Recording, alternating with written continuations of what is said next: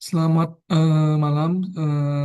Di sini saya akan menjelaskan terkait dengan ringkasan materi yang saya pilih adalah sesi satu dan sesi 2. Saya sendiri adalah Wahyu Tani dengan nomor induk mahasiswa 250201020321. Di sini saya memilih sesi satu dan sesi 2 itu terkait dengan uang lingkup perbankan dan juga uang kurs dan juga devisa. Oke, ini agenda ringkasannya untuk sesi satu adalah definisi bank dan lembaga keuangan, pengertian bank menurut Undang-Undang Nomor 10 Tahun 98, jenis bank, sumber dana bank, kegiatan bank umumnya. Untuk sesi kedua, eh, materi yang saya ambil adalah uang kurs dan devisa, sejarah dan pengertian uang, syarat dan fungsi uang, jenis-jenis uang dan kurs dan valuta asing dan juga fungsi valuta asing dan konsep devisa.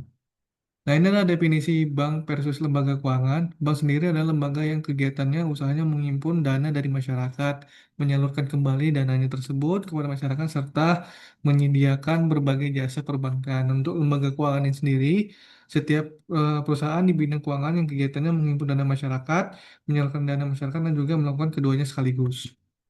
Nah, ini pengertian bank menurut Undang-Undang Nomor 10 Tahun 98 bahwa badan usaha yang menghimpun dana dari masyarakat dalam bentuk simpanan dan menyalurkannya kepada masyarakat dalam bentuk kredit atau bentuk lainnya dalam rangka meningkatkan taraf hidup rakyat banyak seperti itu. Nah, itu dia menghimpun dana, menyalurkan kredit dan juga meningkatkan taraf hidup. Nah, ini adalah beberapa jenis-jenis bank ya. Ada berdasarkan fungsinya, yaitulah bank sentral, bank umum, bank pengkreditan rakyat, kemudian bank berdasarkan kepemilikan pemerintah, swasta, koperasi dan juga milik asing, dan juga berdasarkan statusnya bank devisa dan bank non devisa, dan juga berdasarkan prinsip harga yaitu konvensional dan syariah. Nah, ini adalah sumber dana banknya ya. Dana sendiri, setoran modal pemegang saham, dana masyarakat luas, simpan giro tabungan juga yang kita selalu simpan di bank ya untuk dana kita. Kemudian simpanan deposito dan juga dana lembaga lain tuh kredit likuiditas Bank Indonesia, pinjaman antar bank, pinjaman dari bank luar negeri dan juga SBPU, surat berharga pasar uang. Untuk kegiatan bank umumnya itu adalah menghimpun dana dan juga menyalurkan dia dalam bentuk tabungan juga untuk menghimpun dana untuk menyalurkannya dia kredit investasi, modal kerja, perdagangan dan lainnya. Nah, ini adalah untuk sesi kedua adalah sejarah perkembangan uang. Uang itu eh, pertamanya adalah era barter ya. Manusia belum mengenal sistem pertukaran. Sistem itu sesuai dengan kebutuhan dipenuhi dengan usaha sendiri. Kemudian dengan berjalannya tahun, era pertukaran itu dimulai, kemudian muncullah uang ini sebagai komoditi untuk pertukaran eh, uang tersebut sebagai pertukaran barter seperti itu. Nah, ini pengertiannya adalah uang adalah alat tukar yang memiliki standar pengukur nilai yang sah dikeluarkan oleh pemerintah. Dan juga syarat-syarat uang itu adalah acceptability, durability, stability, profitability, diversity, jumlah terbatas juga memuaskan kebutuhan. Nah, ini fungsi aslinya alat sebagai alat tukar, satuan hitung, fungsi turunan itu sebagai alat pembayaran, alat penyimpan kekayaan, alat pemindah kekayaan, alat pembentuk modal, dan juga alat pengukur harga barang dan jasa. Nah, ini adalah jenis-jenis uang ya, berdasarkan bahan pembuatnya, berdasarkan lembaga yang mengeluarkan, berdasarkan pemakai, dan juga berdasarkan kawasan berlaku.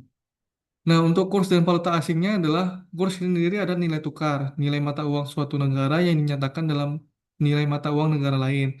Kurs ini adalah harga suatu mata uang yang dapat diukur, dibeli, dan, atau ditukar dengan mata uang lain. Untuk valuta asing, mata uang asing yang diakui dan diterima oleh negara lain digunakan sebagai alat pembayaran yang sah dalam transaksi ekonomi maupun perdagangan internasional.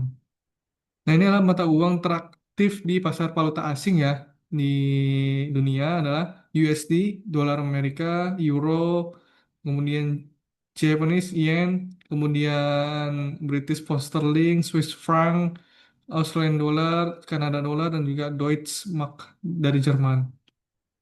Nah, ini adalah fungsi valuta asing dalam dan juga konsep perisanya. Fungsi valuta asing itu sebagai alat tukar dan juga pembayaran internasional digunakan untuk sebagai alat pertukaran perdagangan internasional. Alat pengendali kurs berperan menjaga kestabilan nilai tukar antar mata uang. alat memperlancar perdagangan internasional, mempermudah transaksi ekonomi lintas negara. Nah, konsep devisa ini adalah sebagai kumpulan valuta asing yang berfungsi sebagai medium transaksi pembiayaan perdagangan antar negara. Daripada definisi lain, devisa dapat diartikan sebagai nilai kekayaan yang dimiliki suatu negara dalam bentuk mata uang asing yang nilainya perlu diakui secara global oleh negara-negara lain.